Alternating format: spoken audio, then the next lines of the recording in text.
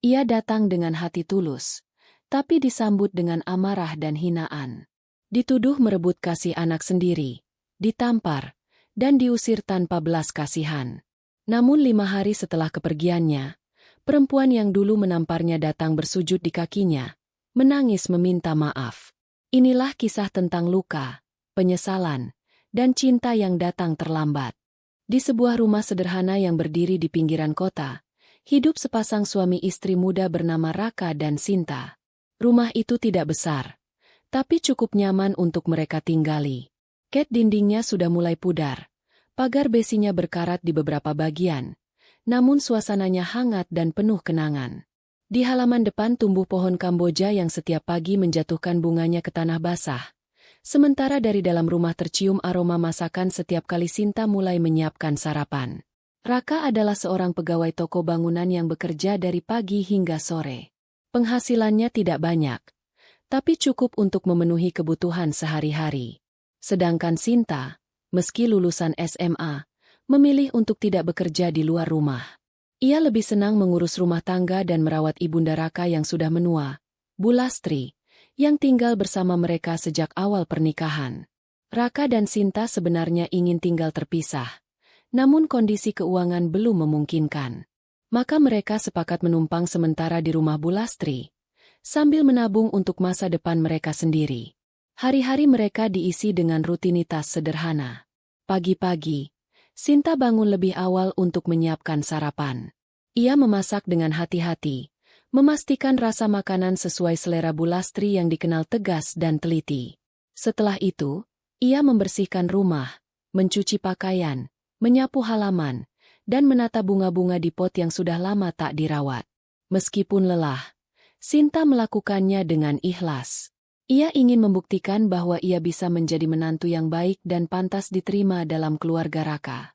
Bu Lastri, wanita paruh baya berusia sekitar 50 tahun, memiliki watak keras dan bicara lugas. Ia adalah sosok ibu yang terbiasa hidup mandiri setelah suaminya meninggal 10 tahun lalu. Sejak itu, Bu Lastri hanya hidup bersama Raka, satu-satunya anak yang ia miliki. Selama bertahun-tahun, ia terbiasa mengatur segala sesuatu sendiri, mulai dari urusan rumah sampai keuangan. Maka ketika Sinta datang sebagai anggota baru, ada perasaan canggung dan penolakan yang tidak bisa ia sembunyikan sepenuhnya. Awalnya, Sinta berusaha keras agar hubungan mereka baik-baik saja. Ia selalu menyapa Bu Lastri setiap pagi, menyiapkan teh hangat, dan menawarkan bantuan untuk memasak. Namun di balik senyum ramah Bu Lastri, terselip tatapan yang sulit dibaca. Ada sesuatu yang seolah menahan kedekatan antara mereka berdua. Bagi Bu Lastri, rumah itu adalah simbol perjuangannya, hasil kerja keras selama bertahun-tahun. Maka tanpa sadar, ia merasa keberadaan Sinta mengganggu keseimbangannya. Ia takut anaknya terlalu berpihak pada istri, dan lambat laun melupakan dirinya. Sementara itu, Raka mencoba bersikap netral. Ia menyayangi istrinya, tapi juga sangat menghormati ibunya. Setiap kali suasana mulai tegang di rumah, Raka memilih diam. Ia berpikir waktu akan menyelesaikan segalanya. Namun tanpa disadarinya, diamnya justru membuat jurang kecil di antara dua wanita yang paling ia cintai makin melebar. Hari-hari berlalu, dan suasana di rumah itu mulai berubah pelan-pelan. Sinta masih tetap melakukan kewajibannya seperti biasa, tapi hatinya sering terasa berat. Kadang, ia merasa usahanya tidak pernah cukup. Ia sudah memasak, membersihkan rumah, mencuci pakaian, tapi tetap saja Bu Lastri menemukan celah untuk mengeluh. Meski begitu, Sinta tidak pernah membalas. Ia hanya menunduk dan menganggap mungkin dirinya memang belum cukup baik. Dalam hati, Sinta sering menahan rindu pada rumah orang tuanya yang jauh di desa. Di sana, hidup terasa lebih ringan. Tidak ada tekanan, tidak ada rasa takut melakukan kesalahan. Namun, ia tahu keputusan untuk menikah adalah pilihannya sendiri, dan sekarang ia harus bertanggung jawab atas pilihannya itu. Ia mencintai Raka, dan karena cintanya itulah ia berusaha bertahan. Bu Lastri sebenarnya tidak sepenuhnya membenci Sinta. Dalam hatinya yang terdalam, ia tahu menantunya itu rajin, sopan, dan tidak pernah bersuara tinggi. Hanya saja, ada rasa tidak rela yang ia sendiri sulit jelaskan. Setelah bertahun-tahun hidup berdua dengan Raka, kini rumahnya terasa berbeda. Ada perempuan lain yang mengatur dapur, mencuci piring, bahkan melipat pakaian anaknya. Semua itu membuatnya merasa seperti kehilangan kendali atas kehidupan yang dulu ia kuasai sepenuhnya. Di satu sisi, Bu Lastri merasa bersalah karena sering bersikap dingin. Tapi di sisi lain, ia tidak tahu bagaimana harus menunjukkan kasih sayangnya. Setiap kali ingin berbicara baik-baik, lidahnya keluh. Ia lebih mudah melontarkan kritik ketimbang pujian. Maka hubungan mereka berdua pun berjalan di atas permukaan, penuh sopan santun, tapi dingin dan rapuh di dalam. Suatu sore, Sinta duduk di dapur sambil menatap panci yang sedang mendidih. Uap panas naik perlahan ke udara, membasahi wajahnya. Ia tersenyum kecil, meski matanya tampak lelah. Di ruang depan, Bu Lastri sedang menonton televisi sambil sesekali melirik ke arah dapur. Pemandangan seperti itu sudah menjadi rutinitas setiap hari. Tak ada yang aneh, tapi juga tak ada kehangatan.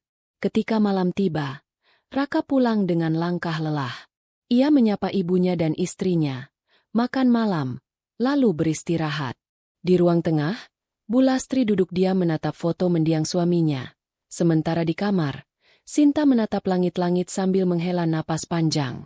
Keduanya tenggelam dalam pikirannya masing-masing. Yang satu dihantui rasa kehilangan, yang satu berjuang menyesuaikan diri dengan tempat yang tak sepenuhnya menerima kehadirannya. Begitulah kehidupan mereka di awal pernikahan. Dari luar tampak biasa saja, tapi di dalam, ada jarak halus yang semakin lama semakin terasa. Sinta berusaha menutupinya dengan kesabaran, sementara Bu Lastri menutupinya dengan keangkuhan. Dua hati perempuan yang sama-sama baik tapi tak saling memahami, hidup di bawah satu atap yang seharusnya menjadi tempat perlindungan, namun justru menyimpan benih kesedihan yang kelak tumbuh menjadi badai besar. Dan di tengah ketenangan rumah kecil itu, di antara aroma teh, suara piring, dan langkah pelan di lantai keramik, tak ada yang tahu bahwa diam yang mereka pelihara selama ini akan menjadi awal dari sebuah perpisahan yang menyayat hati. Hari-hari berikutnya, suasana di rumah itu mulai berubah pelan-pelan. Awalnya hanya terasa seperti angin sepoi yang berembus lembut, tidak menyakitkan, tapi perlahan membuat dada terasa sesak. Sinta yang dulu selalu tersenyum setiap pagi kini mulai lebih banyak diam. Ia tetap melakukan semua pekerjaannya seperti biasa, tapi ada kekosongan di matanya setiap kali Bu Lastri melintas di hadapannya. Perbedaan di antara mereka tidak besar sebenarnya, hanya hal-hal kecil yang bagi sebagian orang mungkin tidak berarti. Namun di rumah yang kecil dan penuh perasaan yang belum terbuka, hal-hal kecil itu bisa menjadi bara yang mudah menyala. Misalnya, ketika Sinta memasak sayur sedikit lebih asin dari biasanya, Bu Lastri menatap tajam dan berkata dengan nada dingin, "Lain kali rasa asin jangan berlebihan, tidak baik untuk orang tua." Atau ketika Sinta menyapu lantai tapi lupa mengangkat kursi, Bu Lastri langsung berkomentar, "Kalau membersihkan, jangan setengah hati." Kata-kata itu tidak keras, tapi setiap hari diulang dengan nada yang sama, seperti tetesan air yang pelan-pelan melubangi batu. Sinta mencoba untuk tidak menanggapi. Ia menenangkan diri dengan berpikir bahwa mungkin Bu Lastri hanya sedang lelah atau ingin mengajarkan sesuatu. Ia membenarkan sikap mertuanya dengan segala alasan agar hatinya tidak terluka. Namun semakin lama, semakin sulit baginya menutupi perasaan tidak nyaman. Setiap kali ia hendak berbuat sesuatu, selalu muncul rasa takut melakukan kesalahan. Bahkan untuk hal sederhana seperti menanak nasi atau menjemur pakaian, ia melakukannya dengan perasaan was-was seolah setiap gerakannya sedang diawasi. Di sisi lain, Bu Lastri juga sebenarnya tidak bermaksud jahat. Hanya saja, setelah bertahun-tahun hidup dengan caranya sendiri, ia merasa sulit menerima cara orang lain mengatur rumahnya. Ia merasa rumah itu bagian dari dirinya, dan setiap perubahan yang dibawa oleh Sinta terasa seperti gangguan terhadap kebiasaan lamanya. Ia sering berpikir, dulu sebelum Sinta datang, semuanya teratur. Sekarang semuanya berubah. Pikiran itu menumbuhkan jarak yang makin sulit dijembatani. Raka, yang berada di tengah-tengah, mencoba menenangkan keadaan. Ia sesekali menasihati istrinya agar lebih sabar dan berusaha memahami ibunya. Namun tanpa sadar, kata-kata itu justru melukai hati Sinta. Ia merasa suaminya tidak benar-benar melihat perjuangannya. Setiap kali ia ingin bercerita tentang perasaannya, Raka hanya berkata, "Namanya juga orang tua, memang begitu." Kalimat sederhana itu seolah mematikan semua ruang bagi Sinta untuk berbicara. Maka ia memilih diam, menelan rasa sedihnya sendirian. Hari demi hari, ketegangan itu terus tumbuh tanpa disadari. Tidak ada pertengkaran besar, tidak ada kata-kata kasar, tapi suasana rumah menjadi dingin. Setiap langkah Sinta di dalam rumah terasa hati-hati, seperti berjalan di atas lantai kaca yang bisa pecah kapan saja. Ia bangun paling pagi dan tidur paling malam, hanya untuk memastikan semua pekerjaan selesai tanpa celah. Namun seberapa keras ia berusaha, selalu saja ada sesuatu yang kurang di mata Bu Lastri. Kadang Sinta berpikir, mungkin dirinya memang tidak cukup baik untuk menjadi menantu. Ia membandingkan dirinya dengan bayangan menantu ideal di mata mertuanya. Seseorang yang sempurna, tidak pernah salah, tidak pernah menimbulkan masalah. Pikiran itu membuatnya semakin menutup diri. Ia tidak lagi banyak berbicara di meja makan, tidak lagi ikut menonton televisi bersama, dan lebih sering menghabiskan waktu di dapur atau kamar. Bu Lastri memperhatikan perubahan itu, tapi bukannya merasa iba, ia justru menafsirkan diam Sinta sebagai bentuk tidak sopan. Kalau diam terus seperti itu, bagaimana mau akrab? Pikirnya. Padahal di sisi lain, Sinta justru diam karena takut ucapannya salah dan menyinggung. Dua orang yang sama-sama lelah tapi tidak tahu bagaimana menjangkau satu sama lain. Suatu sore, Raka pulang lebih cepat dari biasanya. Ia melihat ibunya duduk di ruang tamu sambil menatap tajam ke arah dapur. Sinta sedang mencuci piring. Piring-piring beradu pelan satu sama lain, menimbulkan suara yang entah mengapa membuat suasana makin tegang. Raka bisa merasakan ada sesuatu yang tidak beres, tapi seperti biasa, ia tidak tahu harus mulai dari mana. Ia tahu ibunya keras kepala, dan ia tahu istrinya penyabar. Tapi ia tidak tahu bagaimana mempertemukan dua hati yang sama-sama terluka diam-diam. Hari berganti menjadi minggu.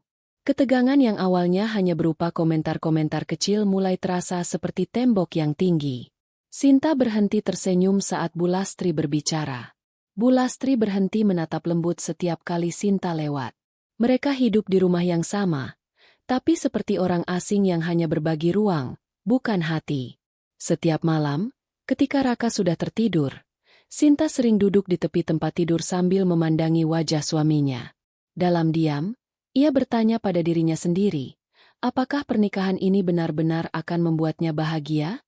Ia tidak menyesal menikah, tapi ia juga tidak menyangka bahwa menjadi istri bukan hanya tentang cinta, tapi juga tentang belajar bertahan di tengah penolakan yang halus tapi menyakitkan. Pagi berikutnya, Sinta kembali berusaha seperti biasa. Ia menyapu lantai, mencuci, memasak, dan menata meja makan dengan hati-hati. Namun setiap kali ia selesai, Bu Lastri selalu menemukan sesuatu yang tidak sempurna. Kadang ia hanya menghela napas pelan, tapi Sinta tahu apa arti helaan itu, kekecewaan, atau mungkin penolakan. Lama-lama, semua itu menjadi tekanan yang membuatnya sulit bernapas. Dan tanpa disadari, dari kumpulan perbedaan kecil itu, terbentuklah luka yang dalam. Luka yang tidak terlihat, tapi tumbuh diam-diam di hati Sinta. Ia mulai kehilangan semangat. Senyum yang dulu tulus kini tampak dipaksakan. Setiap kali Raka berangkat kerja, Sinta menatap punggung suaminya sambil menahan air mata. Ia ingin berbicara, tapi tidak tahu kepada siapa. Ia ingin pulang ke rumah orang tuanya, tapi ia tahu langkah itu hanya akan membuatnya terlihat lemah. Maka ia bertahan, berharap mungkin suatu hari Bu Lastri akan berubah. Namun harapan itu semakin hari semakin kabur. Setiap pagi dimulai dengan ketegangan yang sama, setiap malam diakhiri dengan keheningan yang berat. Rumah yang dulu terasa hangat kini hanya tempat untuk bertahan hidup. Dan tanpa ada yang tahu, benih kecil dari perbedaan-perbedaan itu mulai tumbuh menjadi sesuatu yang jauh lebih besar, sebuah kesalahpahaman yang kelak akan menghancurkan semuanya. Hari itu, udara terasa berat sejak pagi. Langit mendung, angin bertiup pelan, dan suara burung yang biasanya riang terdengar sayup-sayup. Sinta bangun lebih awal dari biasanya, menyiapkan sarapan seperti biasa, lalu bergegas membersihkan kamar Bu Lastri yang tampak berantakan. Ia mengganti sprei, menata lemari, dan menyapu setiap sudut ruangan dengan teliti. Ia hanya ingin segalanya tampak rapi ketika Bu Lastri bangun. Setelah selesai, ia kembali ke dapur dan mulai menyiapkan teh hangat. Namun, beberapa menit kemudian terdengar suara langkah tergesa dari kamar Bu Lastri. Suara itu diikuti dengan teriakan pelan yang penuh kegelisahan. Bu Lastri mencari sesuatu. Suaranya terdengar gemetar, bercampur antara panik dan marah. Ia menyebut-nyebut nama seseorang, nama Sinta. Kalung emas milik Bu Lastri, peninggalan dari almarhum suaminya, hilang dari dalam laci. Kalung itu bukan sekadar perhiasan, tapi satu-satunya benda yang paling berharga baginya. Kalung itu dulu diberikan oleh suaminya di hari pernikahan mereka. Simbol cinta yang tak pernah pudar meski waktu terus berjalan.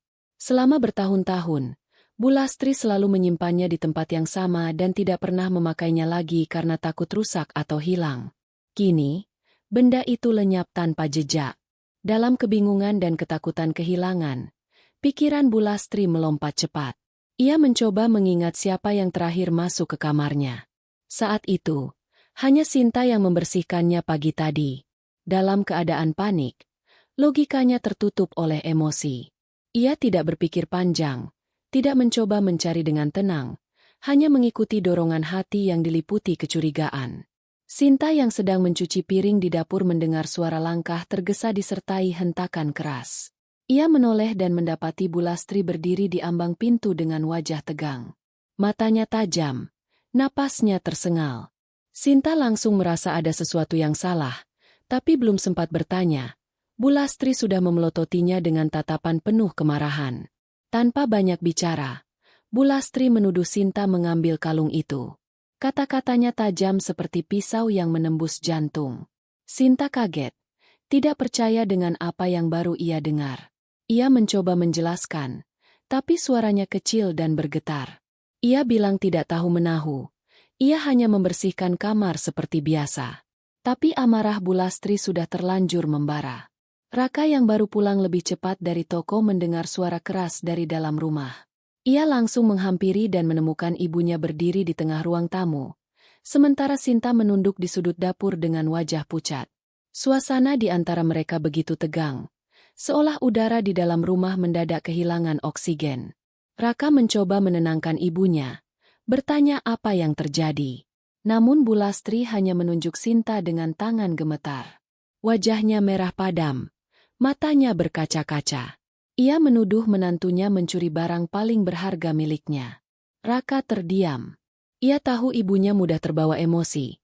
Tapi di sisi lain ia juga tidak berani langsung membela istrinya tanpa tahu pasti apa yang terjadi. Ia mencoba memeriksa kamar, membuka laci, menggeser lemari, tapi kalung itu memang tidak terlihat di mana-mana.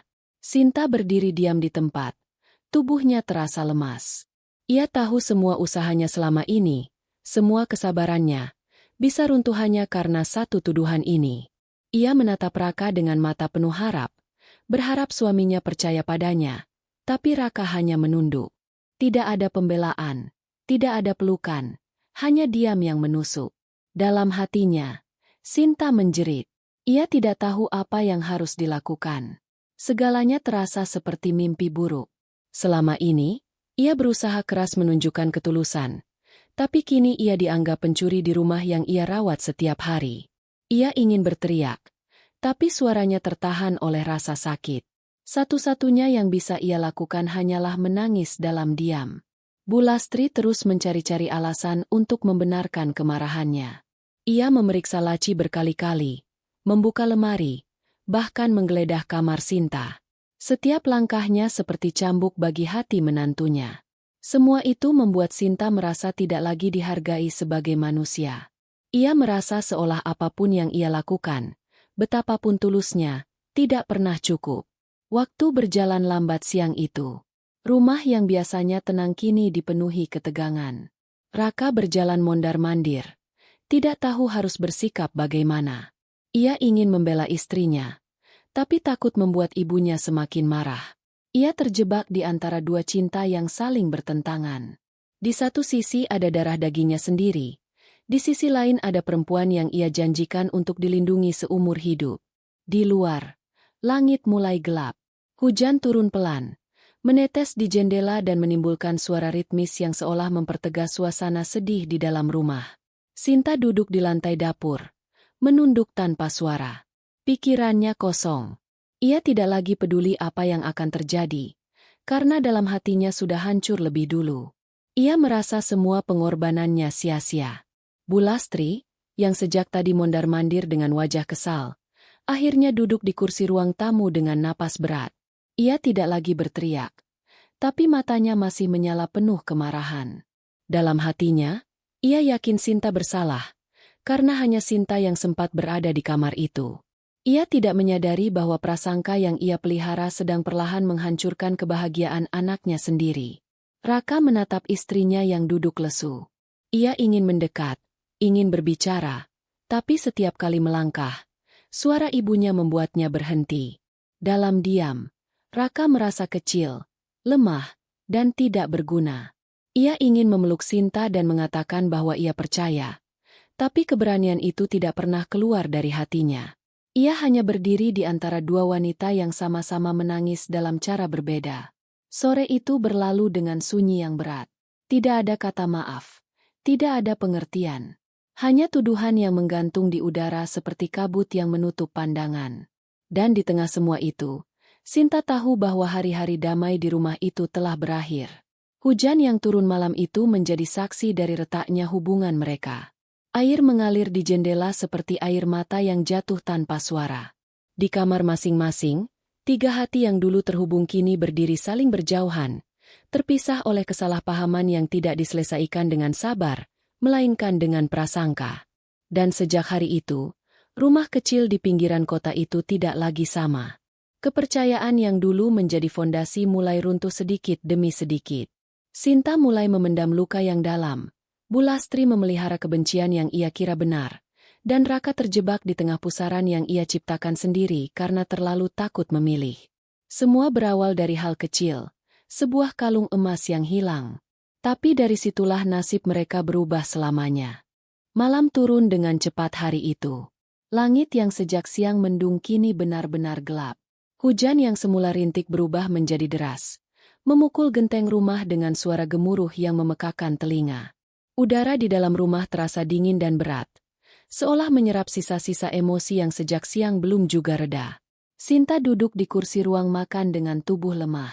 Wajahnya pucat, matanya sembab. Di depannya, Bu Lastri berdiri dengan tangan terlipat di dada, masih menatap dengan sorot curiga yang tajam. Raka berjalan mondar-mandir tanpa arah. Rumah kecil itu, yang biasanya sunyi, kini dipenuhi ketegangan yang nyaris bisa disentuh. Setiap tarikan napas terdengar jelas. Setiap detik berjalan lambat seperti menunggu sesuatu yang buruk terjadi. Bu Lastri tidak bisa lagi menahan gejolak di dalam dadanya. Sejak siang, ia berusaha menenangkan diri, tapi pikirannya terus berputar pada satu hal, kalung peninggalan suaminya yang hilang. Setiap kali ia memikirkan hal itu, dadanya terasa perih. Bukan hanya karena kehilangan benda berharga, tapi karena perasaan dikhianati.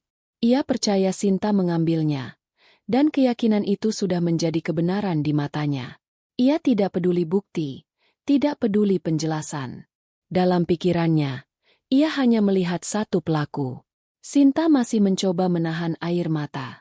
Ia ingin menjelaskan, tapi setiap kali bibirnya terbuka, Bu Lastri sudah lebih dulu menyela dengan tatapan tajam. Sinta tahu, tidak ada kata yang bisa menembus tembok kemarahan itu. Ia hanya bisa diam, menunduk, dan berusaha menahan perih yang membakar hatinya. Raka berdiri di dekat pintu, menatap keduanya dengan wajah bingung. Ia tahu istrinya tidak mungkin mencuri.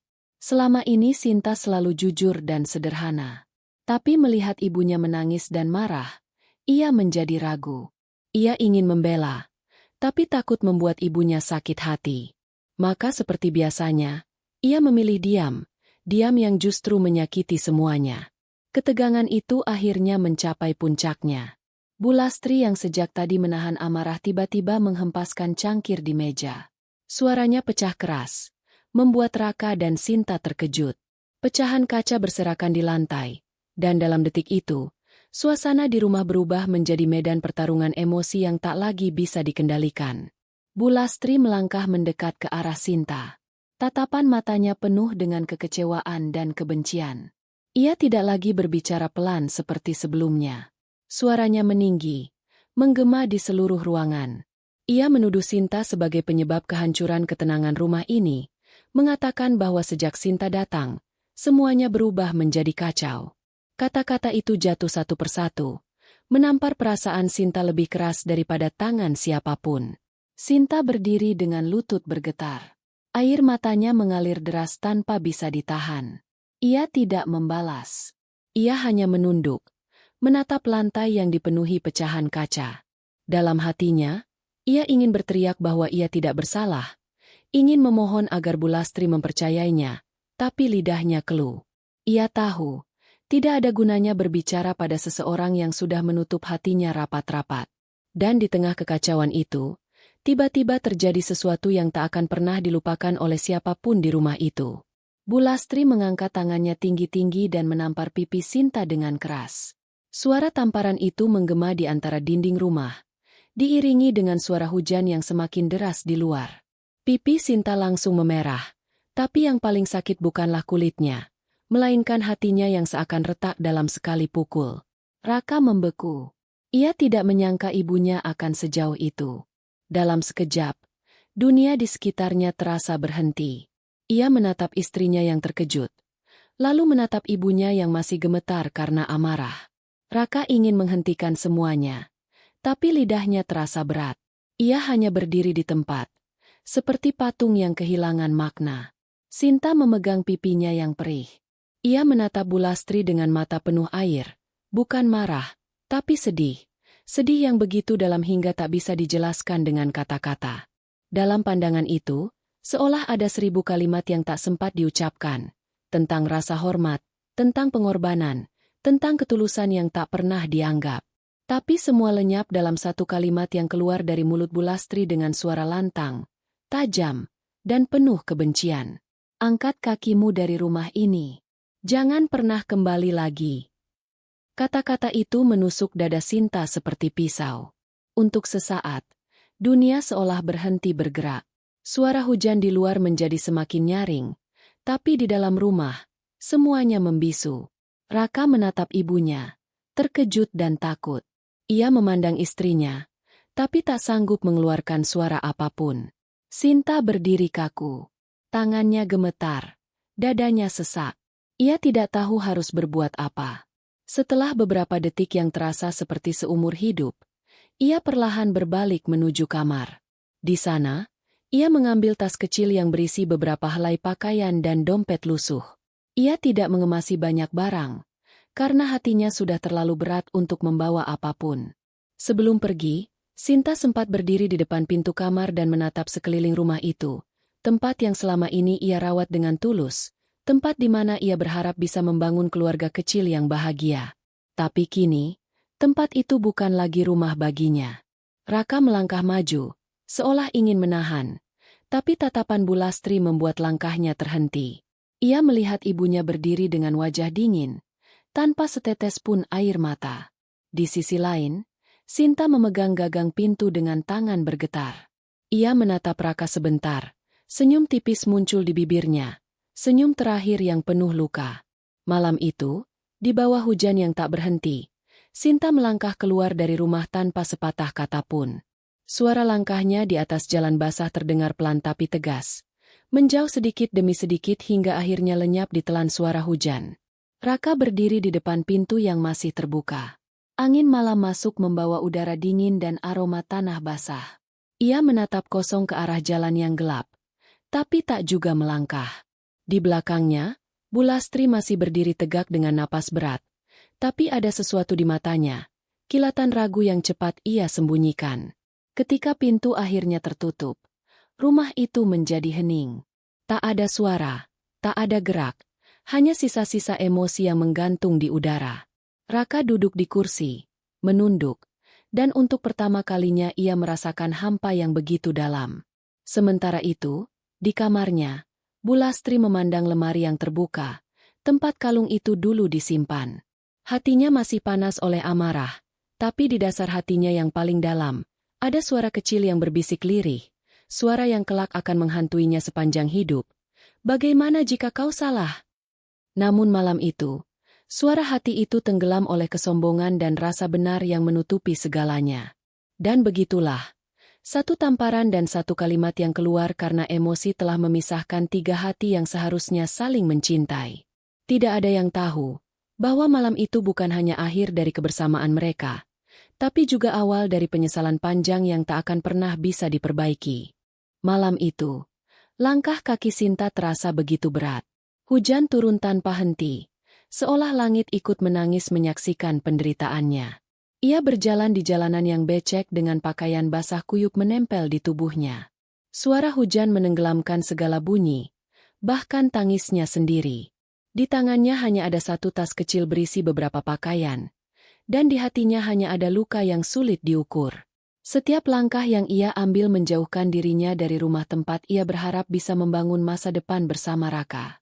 Rumah yang dulu ia rawat dengan cinta, kini menjadi sumber luka terdalam dalam hidupnya.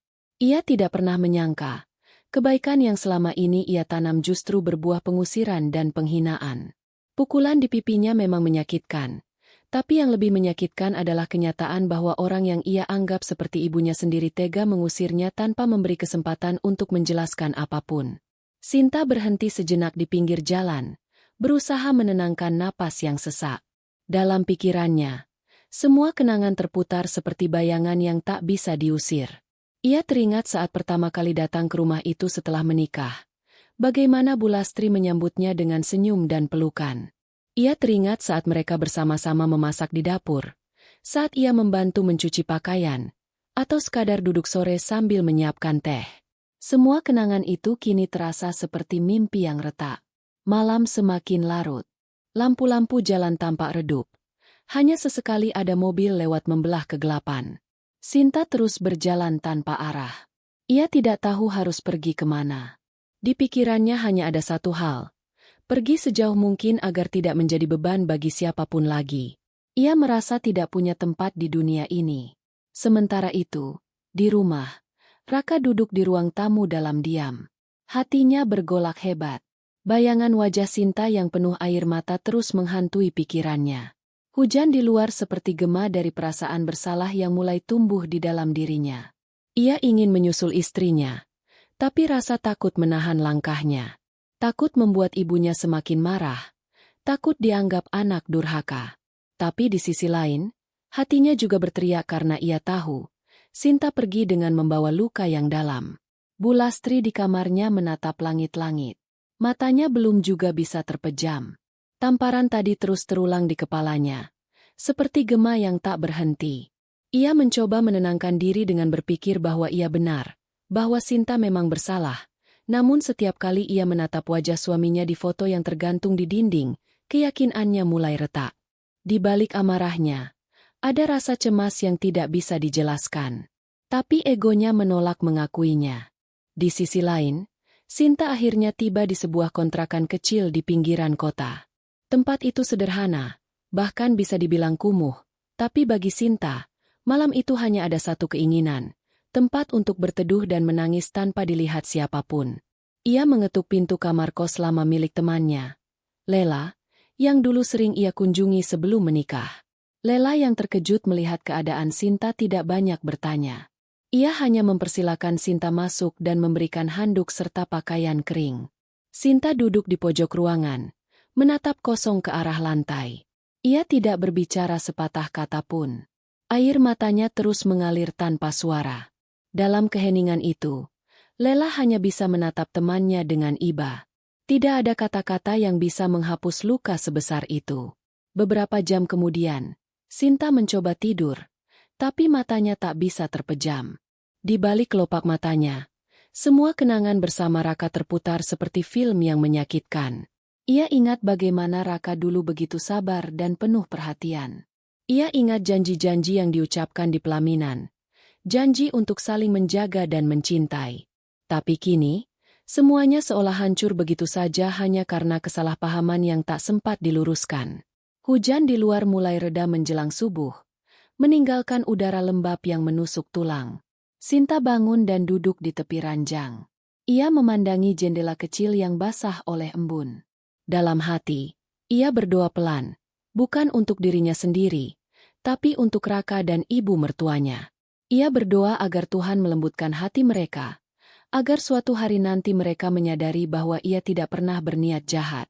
Doa itu keluar dari hati yang tulus, meski penuh luka. Hari-hari berikutnya berjalan lambat. Sinta mencoba bertahan dengan menjahit pakaian di rumah Lela untuk mendapatkan sedikit uang. Ia tidak mengeluh, meski tubuhnya lelah dan pikirannya terus diliputi kesedihan. Setiap malam, ia memandangi cincin di jarinya yang masih ia kenakan, simbol cinta yang kini hanya tinggal kenangan. Sementara itu, di rumah, Raka mulai merasakan kekosongan yang sulit dijelaskan. Tidak ada lagi aroma masakan Sinta di dapur. Tidak ada lagi suara lembut yang menyambutnya ketika pulang kerja. Setiap sudut rumah terasa sunyi, dan setiap benda seolah membawa kenangan tentang istrinya.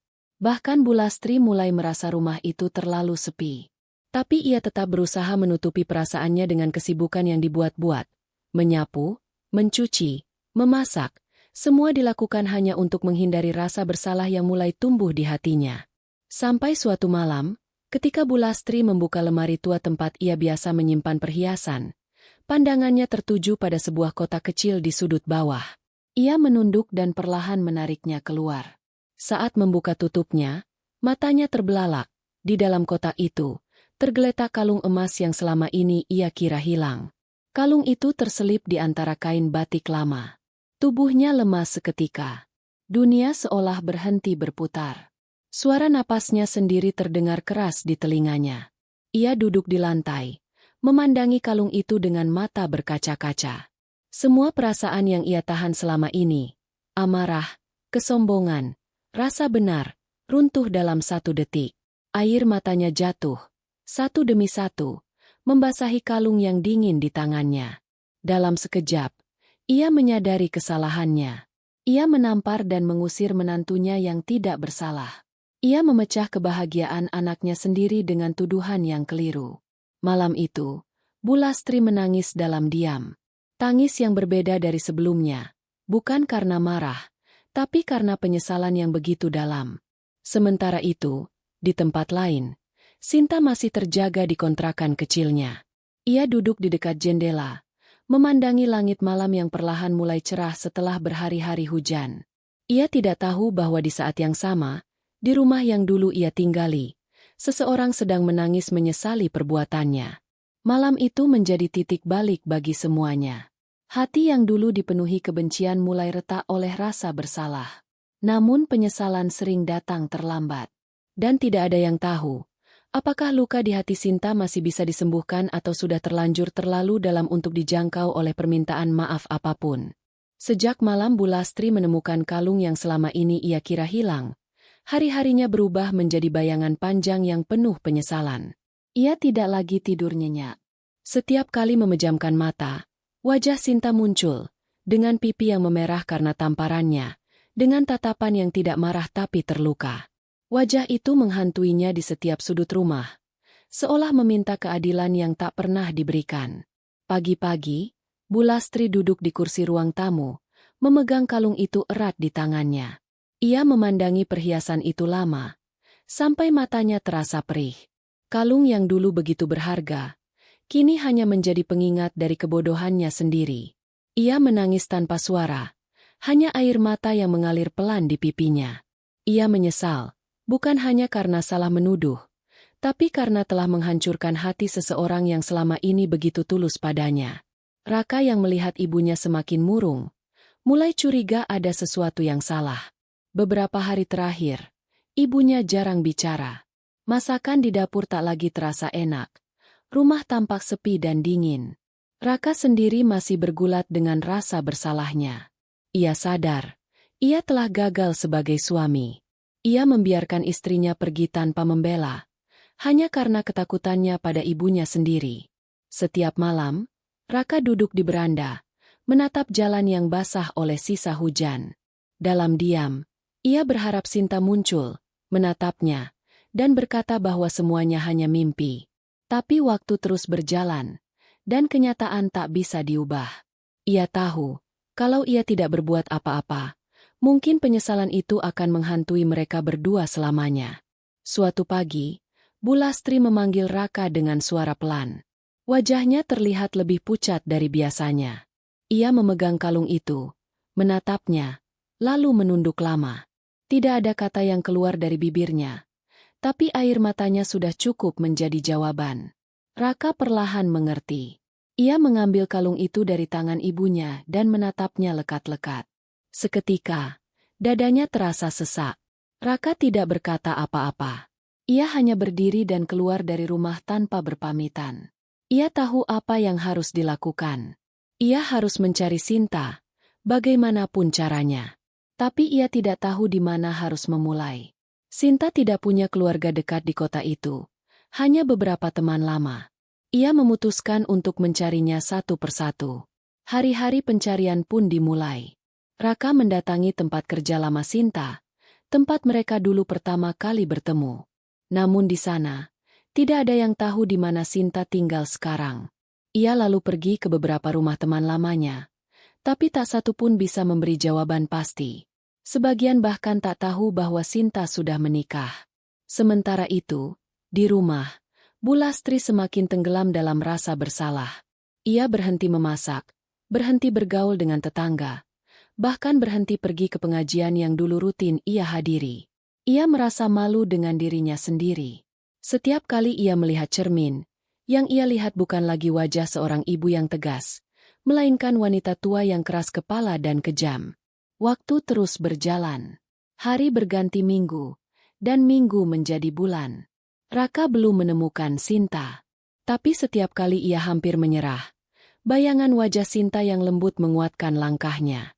Ia mulai berkeliling ke kontrakan kecil di pinggiran kota, bertanya dengan sopan apakah ada perempuan bernama Sinta yang pernah tinggal di sana. Namun hasilnya tetap sama, tidak ada yang tahu. Di malam-malam sepi, Bu Lastri duduk di ruang tamu sendirian. Ia menatap pintu rumah, berharap setiap kali pintu itu berderit, yang datang adalah Sinta. Ia ingin memeluk menantunya, meminta maaf, dan mengatakan bahwa ia salah besar. Tapi pintu itu tetap diam. Hanya angin malam yang lewat, membawa dingin yang menggigit tulang. Suatu malam, ketika hujan kembali turun seperti malam pengusiran itu, Bu Lastri tak sanggup lagi menahan tangis. Ia duduk di lantai, memeluk kalung itu seperti anak kecil yang kehilangan segalanya. Ia berbisik lirih, meminta maaf meski tak ada siapapun yang mendengar. Suaranya tenggelam di antara suara rintik hujan yang jatuh di atap rumah. Di saat yang sama, jauh di sudut kota, Sinta sedang menatap jendela kamar kontrakannya. Ia juga mendengar hujan, dan entah kenapa hatinya terasa sesak. Ada bagian dari dirinya yang masih mencintai Raka dan merindukan rumah itu, meski luka di hatinya belum sembuh. Ia tidak tahu bahwa malam itu, di tempat lain, ada seseorang yang tengah berlutut karena penyesalan yang sama. Hari berikutnya, Raka kembali pulang dengan langkah berat. Wajahnya lelah dan matanya sayu. Ia duduk di ruang tamu, memandangi ibunya yang tampak semakin kurus. Mereka tidak berbicara, tapi keheningan itu sudah cukup menggambarkan isi hati masing-masing. Raka tahu ibunya menyesal, tapi penyesalan saja tidak cukup. Sinta harus ditemukan. Ia kemudian bertekad untuk mencari lagi, kali ini lebih jauh. Ia mendatangi pasar, tempat-tempat kerja kecil, hingga penjahit yang mungkin membutuhkan tenaga tambahan. Dalam pencariannya, ia menemukan bahwa dunia di luar sana tidak sehangat rumah yang dulu mereka miliki. Tapi di setiap langkah, ia membawa harapan yang kecil, bahwa suatu hari, mereka bisa memperbaiki semuanya. Sementara itu, Bu Lastri mulai kehilangan semangat hidup. Ia jarang makan, jarang bicara, hanya duduk memandangi halaman kosong di depan rumah. Beberapa tetangga mulai khawatir. Mereka sering melihatnya termenung lama di beranda, menggenggam kalung itu erat-erat. Tidak ada yang tahu apa yang sebenarnya terjadi, tapi semua bisa melihat bahwa wanita tua itu sedang menanggung beban yang sangat berat. Dalam hati kecilnya, Bulastri hanya punya satu harapan, agar Tuhan mempertemukannya kembali dengan Sinta, meski hanya untuk satu kali, agar ia bisa memohon ampun dan mencium tangan menantunya yang dulu ia sakiti. Ia tidak peduli lagi pada harga diri, tidak peduli pada penilaian orang. Yang ia inginkan hanyalah kesempatan untuk menebus kesalahannya, walau hanya sebentar. Malam demi malam berlalu, dan penyesalan itu tidak pernah pergi. Setiap detik menjadi siksaan yang panjang. Hatinya menua bukan karena usia, tapi karena beban rasa bersalah yang ia pikul sendiri. Ia tahu, mungkin Tuhan sedang menghukumnya bukan dengan kehilangan harta, tapi dengan kehilangan kasih sayang yang tulus dari seseorang yang pernah mencintainya seperti ibu sendiri. Dan di tengah kesepian yang menyesakan itu, Bulastri akhirnya bertekad, ia sendiri yang akan mencari Sinta, meski tubuhnya sudah rapuh. Ia tidak tahu bagaimana caranya, tapi keyakinan dalam hatinya begitu kuat. Ia tahu, jika ia tidak menemukan Sinta sekarang, mungkin hatinya tidak akan pernah tenang sampai mati. Pagi itu, udara terasa berat dan lembab. Langit tampak kelabu, seolah enggan bersinar. Di beranda rumahnya, Bulastri duduk sambil menatap jalan yang sunyi. Di tangannya, ia masih menggenggam kalung yang menjadi saksi dari segala kesalahpahaman dan penyesalan yang ia tanggung. Hari itu, ia sudah mantap mengambil keputusan yang tidak pernah terpikirkan sebelumnya. Ia akan pergi mencari Sinta sendiri. Ia tak peduli sejauh apa. Ia hanya ingin meminta maaf sebelum semuanya terlambat. Tubuhnya memang sudah tidak sekuat dulu. Kakinya sering pegal, dan napasnya mudah terengah. Namun rasa bersalah yang menekan dadanya jauh lebih berat daripada segala rasa sakit di tubuh. Ia tahu, kalau ia tidak melakukan ini, hatinya tidak akan pernah tenang. Ia merasa setiap hari yang ia lewatkan tanpa mencoba memperbaiki kesalahannya adalah dosa baru yang menumpuk di pundaknya. Pagi itu, setelah berdoa pelan, Bulastri mempersiapkan diri. Ia mengenakan pakaian sederhana dan kerudung kusam, lalu memasukkan kalung itu ke dalam tas kecil yang ia bawa. Ia menatap rumahnya untuk terakhir kali sebelum melangkah keluar. Rumah itu terasa begitu dingin dan hampa tanpa suara Sinta, tanpa tawa lembut yang dulu sering terdengar di dapur. Langkah pertamanya terasa berat, tapi di dalam hati ada keyakinan kecil yang mendorongnya untuk terus maju. Ia memutuskan untuk memulai dari pasar, tempat Sinta dulu sering berbelanja sayur. Ia berjalan perlahan, menyusuri jalan yang dulu sering mereka lewati bersama. Setiap sudut jalan menyimpan kenangan yang menghantam hatinya bertubi-tubi. Ketika tiba di pasar, ia mencoba bertanya pada beberapa penjual sayur yang masih ia kenal. Suaranya pelan, bahkan bergetar setiap kali menyebut nama Sinta. Namun, tidak ada satupun yang tahu di mana menantunya tinggal sekarang. Beberapa hanya menggeleng pelan. Ada pula yang menatapnya dengan iba. Wajah tua Bulastri tampak semakin lesu, tapi ia tidak menyerah. Ia terus melangkah dari satu tempat ke tempat lain, menyusuri gang-gang sempit, kontrakan kecil, dan warung-warung sederhana.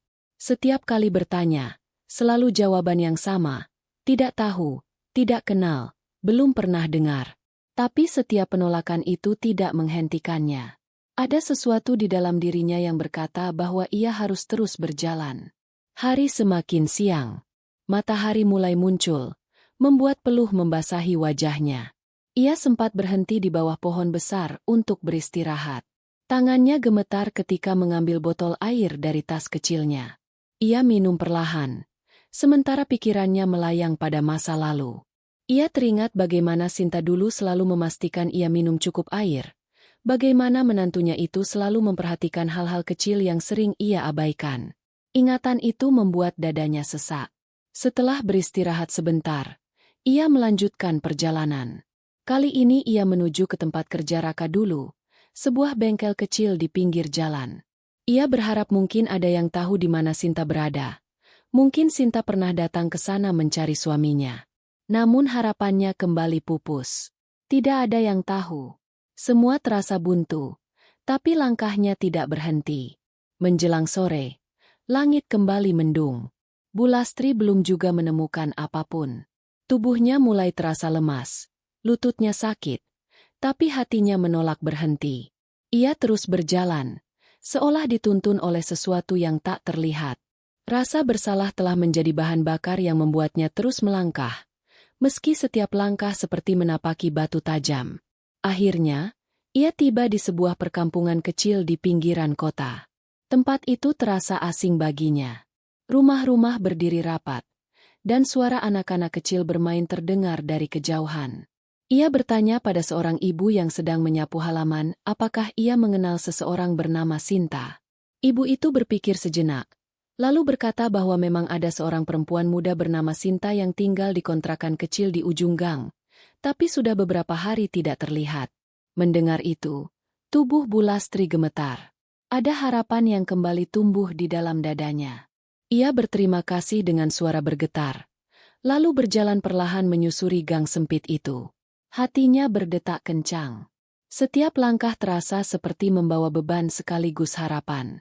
Ketika sampai di ujung gang, ia melihat kontrakan kecil dengan cat dinding yang mulai terkelupas. Jendela kamar terlihat tertutup, dan pintunya terkunci dari luar. Ia berdiri di depan pintu itu lama, menatapnya dengan perasaan campur aduk. Air matanya mulai mengalir tanpa bisa ditahan. Ia mengetuk pintu pelan, lalu memanggil nama Sinta dengan suara bergetar, tapi tidak ada jawaban. Hanya keheningan yang menjawabnya. Bu Lastri menunduk, memegangi dadanya yang terasa sesak. Ia tidak tahu harus bagaimana. Ia ingin bertemu, ingin memeluk, ingin berlutut dan meminta ampun, tapi sepertinya takdir belum mengizinkan. Ia duduk di anak tangga kecil di depan pintu, menatap tanah basah di bawah kakinya. Beberapa anak kecil lewat dan menatapnya heran.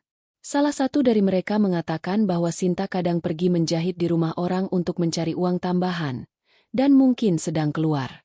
Mendengar itu, Bu Lastri mengangguk pelan. Ia memutuskan untuk menunggu. Meski tubuhnya lelah, ia tidak ingin pergi sebelum sempat melihat menantunya. Waktu berjalan pelan. Langit mulai gelap. Angin sore membawa aroma tanah dan suara jangkrik dari kejauhan. Bu Lastri masih duduk di sana, menggenggam kalung yang kini terasa hangat di tangannya. Ia berbisik lirih, memohon pada Tuhan agar diberi kesempatan untuk menebus kesalahannya, walau hanya sebentar saja. Ketika malam akhirnya tiba, ia masih duduk di depan kontrakan itu. Tubuhnya menggigil, tapi hatinya kukuh. Ia menatap jalan kecil di depan gang itu, berharap setiap bayangan yang datang adalah Sinta. Tapi hingga malam semakin larut, sosok itu tak kunjung muncul. Namun, sesuatu dalam dirinya berkata bahwa ia berada di tempat yang benar. Mungkin Tuhan sedang menguji ketulusannya, menahannya sedikit lebih lama agar ia benar-benar menyadari beratnya dosa yang telah ia perbuat. Maka malam itu, dengan tubuh lemah dan mata sembab, Bu Lastri menunduk, bersujud di depan pintu kontrakan kecil itu. Ia tidak peduli siapa yang melihat. Ia hanya ingin satu hal, menghapus luka yang pernah ia tanam di hati seorang perempuan yang seharusnya ia sayangi. Dan di tengah keheningan malam yang sunyi, di antara suara serangga dan semilir angin lembut, doa seorang ibu mertua yang menyesal terangkat ke langit, doa yang lahir dari hati yang hancur, dari cinta yang terlambat ia pahami. Malam itu udara terasa menusuk tulang. Hujan turun rintik-rintik, membasahi atap seng kontrakan kecil di ujung gang. Bu Lastri masih duduk di depan pintu yang terkunci, menggenggam kalung peninggalan Sinta erat-erat di tangan. Pakaian yang ia kenakan sudah lembab, rambutnya menempel di kening, tapi ia tidak peduli. Dalam hatinya, hanya ada satu keinginan, bertemu dengan menantunya, entah untuk memohon maaf atau sekadar melihat wajahnya sekali lagi. Ketika jarum jam hampir menunjukkan pukul 8 malam, langkah pelan terdengar mendekat dari arah gang. Suara sandal yang basah memecah keheningan. Dari balik kegelapan, muncul sosok perempuan muda dengan payung kecil di tangannya. Wajahnya pucat, matanya sayu, tapi ada ketenangan di balik kelelahan itu. Itulah Sinta. Tubuhnya terlihat lebih kurus dari terakhir kali Bu Lastri melihatnya. Namun senyum lembut yang dulu selalu membuat rumah hangat masih sama. Bu Lastri terpaku. Dadanya bergetar hebat, seperti ditusuk rasa bersalah yang selama ini ia pendam. Kakinya ingin berlari memeluk menantunya, tapi tubuhnya kaku, seolah semua tenaga terserap oleh air matanya yang mulai jatuh. Sementara Sinta juga terdiam, tidak menyangka akan menemukan ibu mertuanya di depan pintu rumahnya yang sederhana. Tanpa sepatah kata pun, Bu Lastri berusaha berdiri, tapi lututnya lemas. Ia berpegangan pada dinding, lalu perlahan berlutut di depan Sinta. Ia tak lagi mampu menahan air mata yang terus mengalir deras. Hujan, air mata, dan tanah basah bercampur menjadi satu di bawah sinar lampu jalan yang remang. Ia tidak peduli dengan rasa malu, tidak peduli siapa yang melihat. Di saat itu, hanya ada penyesalan yang menumpuk dan keinginan untuk menebus semuanya. Sinta terpaku melihatnya. Hatinya campur aduk antara terkejut, iba, dan sedih. Ia tahu betul bagaimana dulu ibu mertuanya begitu keras kepadanya. Tapi pemandangan di depannya kini membuat hatinya luluh. Ia tidak menyangka perempuan yang dulu menampar dan mengusirnya kini bersujud dengan tubuh lemah, meminta maaf tanpa kata. Bu Lastri memegangi kaki Sinta, menggigil dalam tangis. Ia tidak sanggup mengeluarkan kalimat panjang, hanya gumaman lirih yang terdengar di sela-sela isaknya, permintaan maaf yang tulus dari hati yang hancur. Sinta menatapnya lama. Ia menunduk, lalu perlahan berjongkok di hadapan ibu mertuanya, menahan air mata yang nyaris jatuh. Dalam diam itu, waktu seakan berhenti. Hanya suara hujan yang terdengar, mengiringi dua hati yang sama-sama terluka dan merindukan kedamaian. Bu Lastri terus menangis, menunduk di bawah kaki Sinta, sementara Sinta akhirnya mengulurkan tangan dan memeluk tubuh tua itu dengan erat. Pelukan itu lama, tanpa kata, tanpa syarat. Di pundak menantunya, Bu Lastri menangis semakin keras. Tangis yang selama ini ia tahan pecah begitu saja. Ia menyesali setiap kata kasar yang pernah terucap, setiap tatapan dingin yang dulu ia lontarkan, setiap perlakuan yang menorehkan luka di hati perempuan yang kini memeluknya. Ia tahu, tidak ada kata yang cukup untuk menebus semua itu. Tapi ia bersyukur Tuhan masih memberinya kesempatan untuk memperbaiki. Setelah beberapa lama, Sinta membantu ibu mertuanya berdiri. Ia membuka pintu rumah dan mempersilakannya masuk. Kontrakan kecil itu sederhana. Hanya ada satu tempat tidur, lemari kayu tua, dan meja kecil yang di atasnya terdapat setangkai bunga kering di dalam gelas bekas. Namun di ruangan sempit itu, kehangatan yang dulu hilang mulai terasa lagi. Bu Lastri duduk di tepi tempat tidur sambil menggenggam kalung yang sejak tadi ia bawa. Dengan tangan gemetar, ia menyerahkan kalung itu kepada Sinta. Tatapannya penuh penyesalan, tapi juga kelegaan. Ia menjelaskan perlahan bahwa kalung itu dulu tidak sengaja terjatuh saat ia menyapu, dan karena kesalahpahaman, ia malah menuduh Sinta mencurinya. Ia menyesal, amat sangat menyesal, karena satu prasangka buruk telah menghancurkan hubungan mereka. Sinta memandangi kalung itu lama. Benda kecil itu ternyata telah membawa begitu banyak luka. Tapi kini, di tangan Bu Lastri, kalung itu seolah menjadi simbol pengampunan. Ia menatap ibu mertuanya, lalu meletakkan kalung itu di meja, seolah menandakan bahwa ia tidak lagi ingin hidup dalam masa lalu. Bu Lastri menatap menantunya dengan mata berkaca-kaca. Tidak ada lagi jarak, tidak ada lagi rasa benci. Hanya ada dua hati yang sama-sama belajar memahami. Ia memegang tangan Sinta, dan kali ini genggamannya tidak kaku seperti dulu, melainkan lembut dan penuh rasa sayang. Malam semakin larut. Di luar, hujan masih turun pelan, tapi di dalam ruangan itu, seolah ada kehangatan yang mulai menetes sedikit demi sedikit. Sinta menyiapkan segelas air hangat untuk ibu mertuanya, lalu duduk di sampingnya. Mereka tidak banyak bicara, hanya saling menatap dalam diam yang penuh makna. Bagi Bu Lastri, malam itu menjadi malam paling berat sekaligus paling melegakan dalam hidupnya. Berat karena ia akhirnya benar-benar merasakan pahitnya penyesalan, tapi melegakan karena penyesalan itu disambut dengan maaf.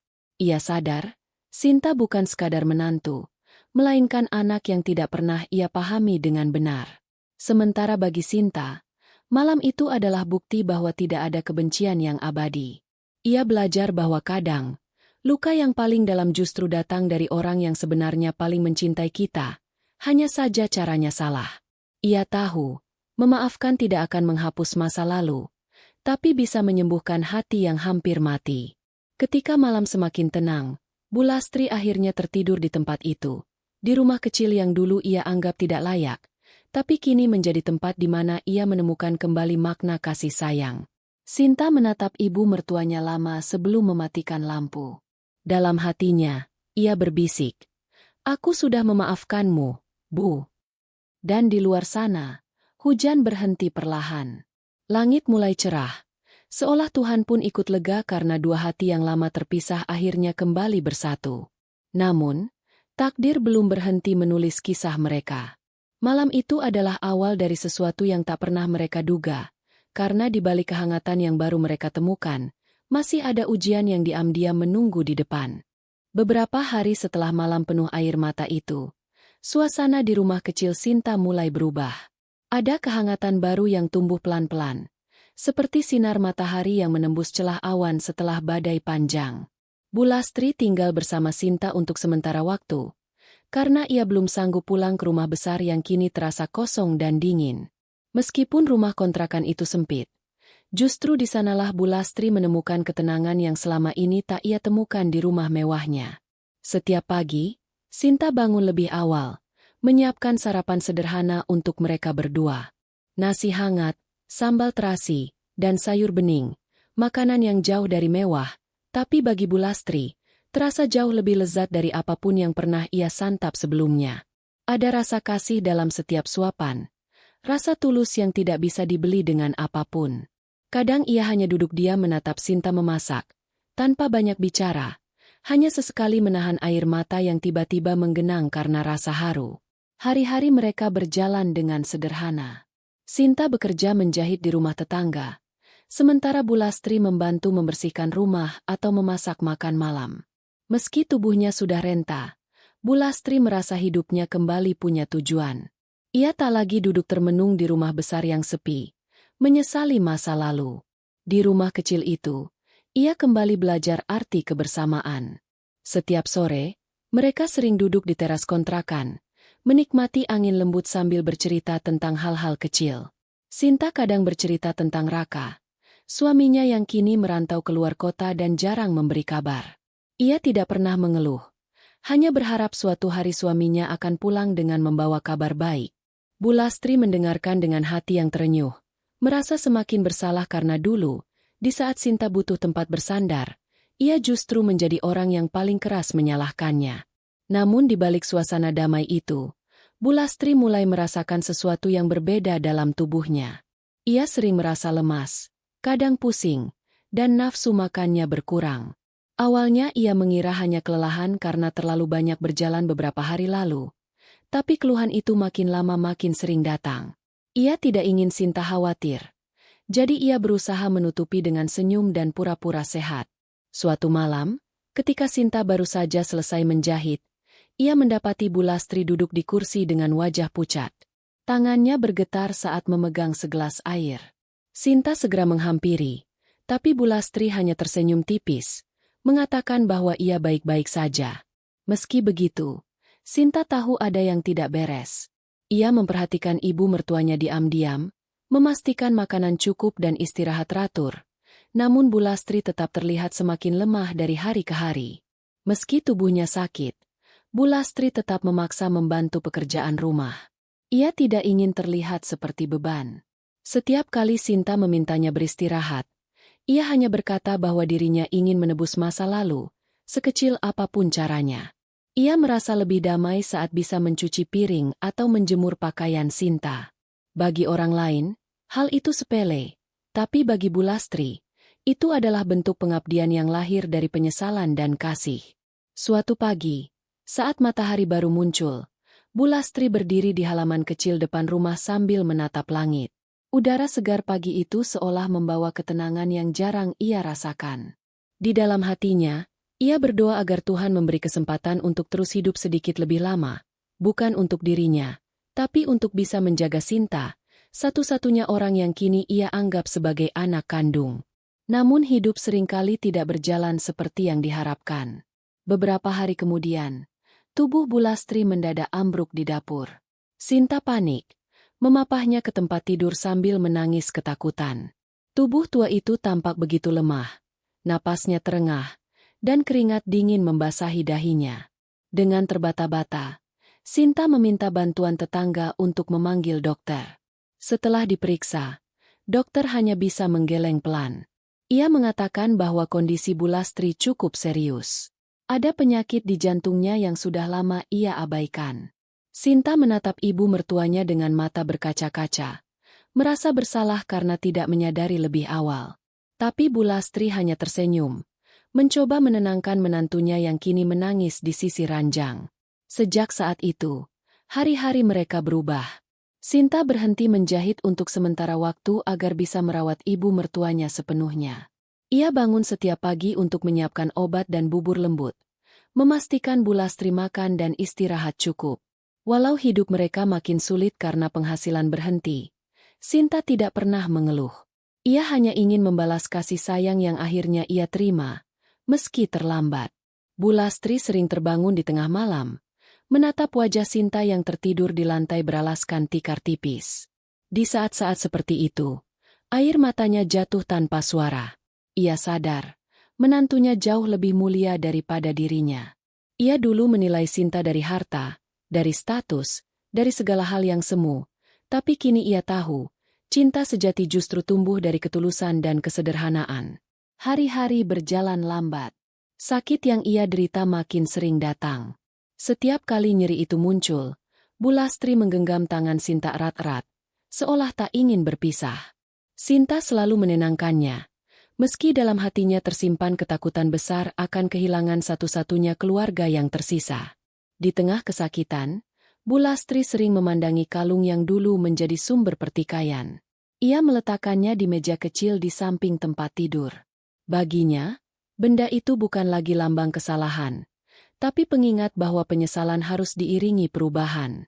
Ia berharap setelah ia tiada nanti, Sinta tidak lagi memikul luka masa lalu, melainkan mengenangnya sebagai awal dari kasih yang akhirnya mereka temukan. Malam demi malam, tubuh Bu Lastri semakin lemah, tapi wajahnya semakin tenang. Ia tak lagi menyesal, karena di akhir hidupnya, ia belajar mencintai dengan cara yang benar. Dan bagi Sinta, setiap detik bersama ibu mertuanya adalah anugerah yang tak ternilai, kesempatan untuk menunjukkan bahwa maaf bukan sekadar kata, melainkan bukti cinta yang tak terucap. Hari-hari terasa semakin berat bagi Sinta.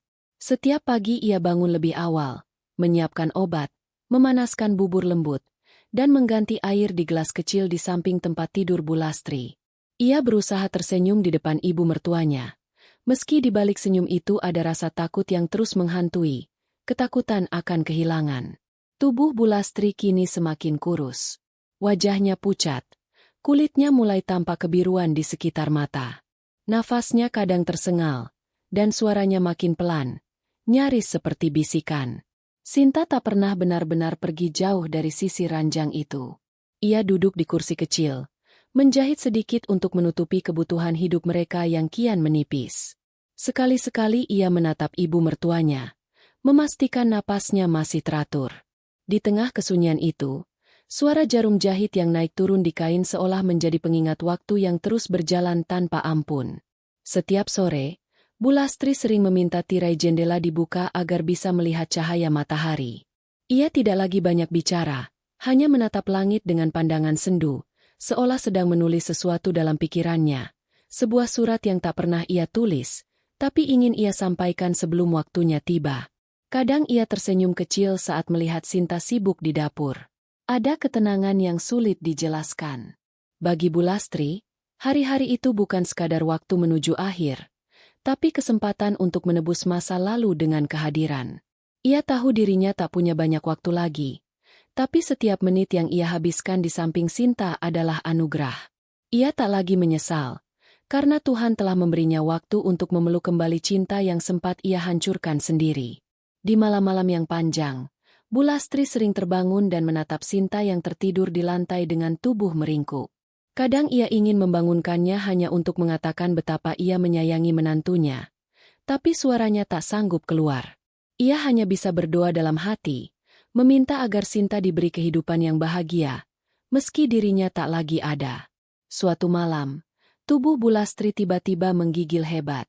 Nafasnya tersengal, dan keringat dingin mengucur di pelipis. Sinta yang mendengar suara aneh dari ranjang langsung terbangun. Ia memeluk tubuh ibu mertuanya yang gemetar, mencoba menenangkannya sambil memanggil nama Tuhan dalam panik.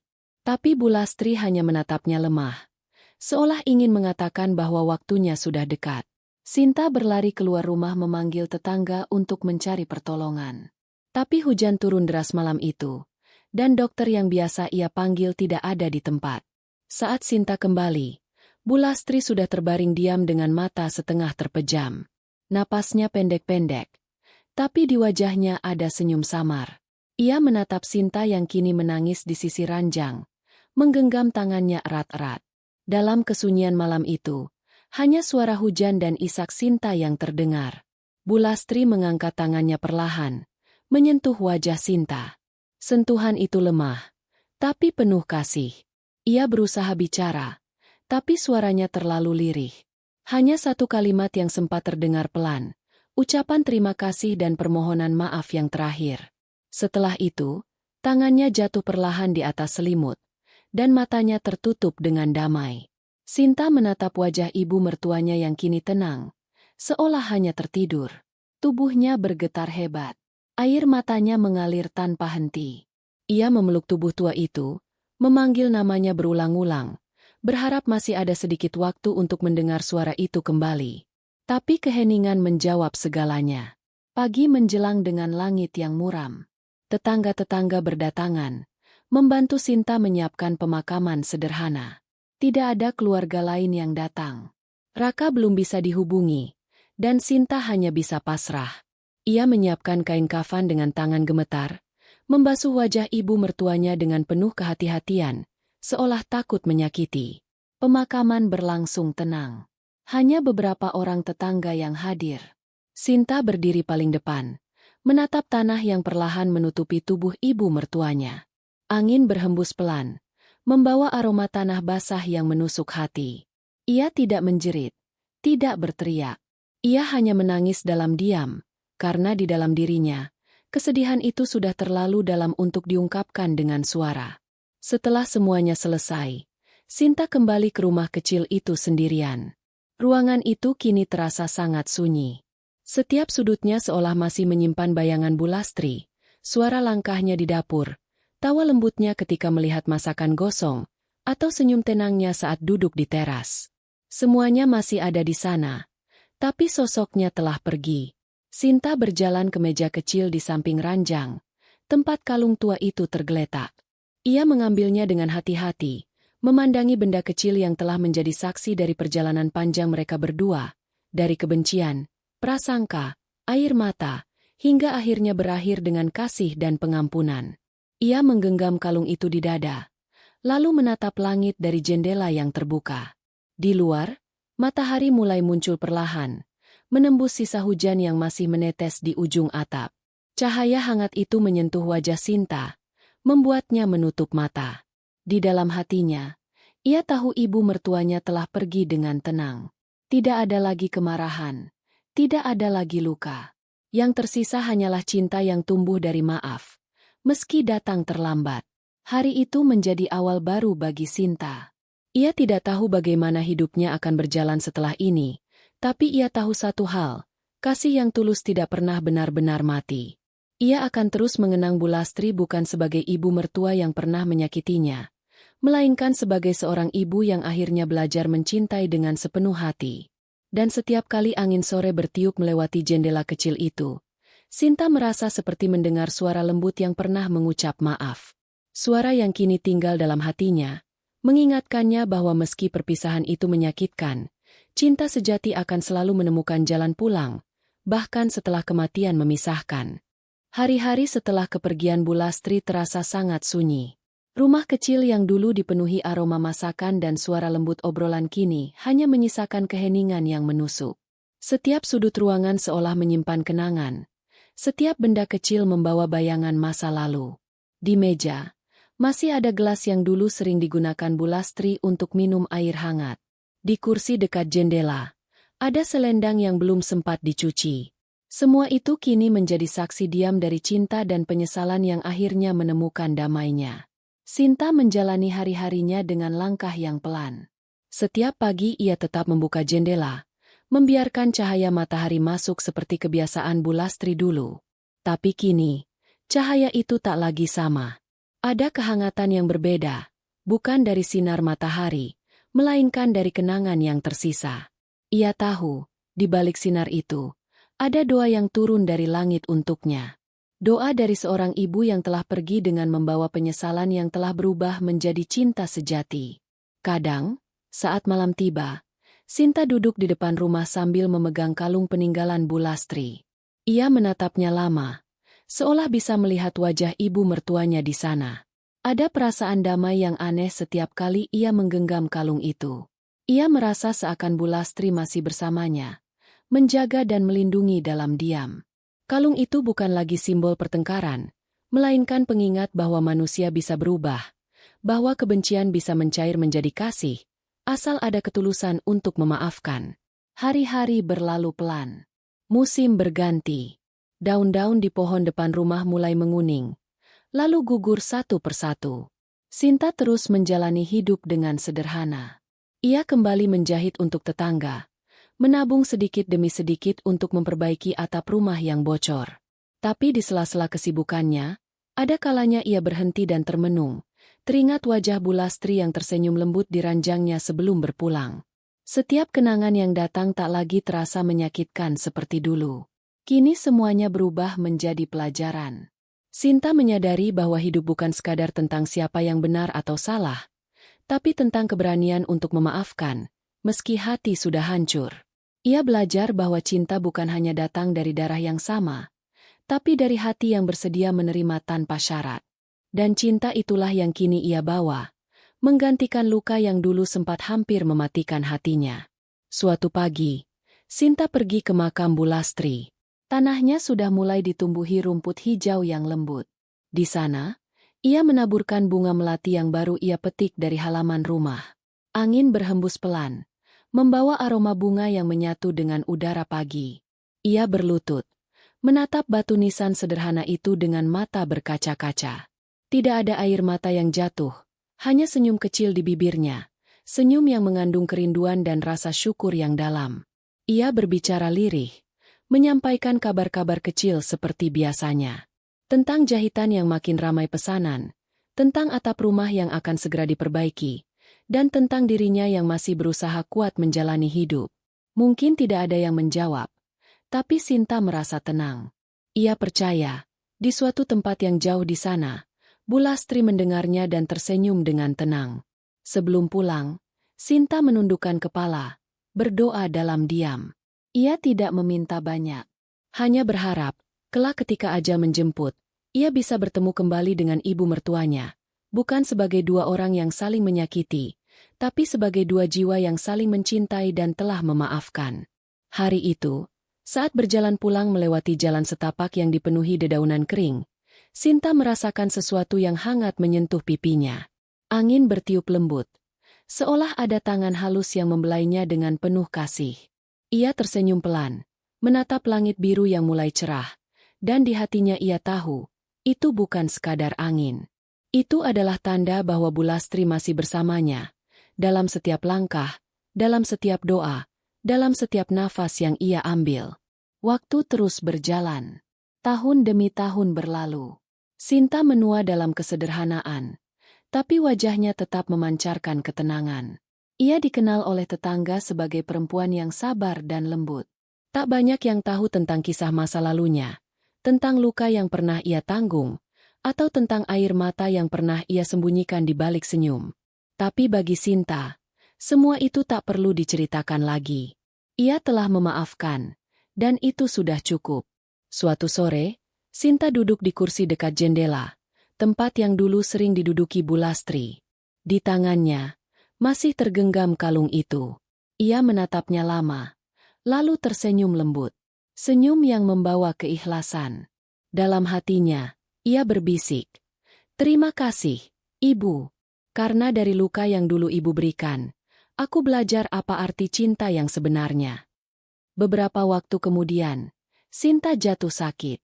Usianya sudah tidak muda lagi, dan tubuhnya mulai lemah. Tapi berbeda dengan Bu Lastri dulu, Sinta tidak merasa takut.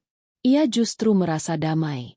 Di ranjang kecil yang sama tempat ibu mertuanya dulu berpulang, ia memeluk kalung itu di dada, menatap langit-langit kamar yang redup.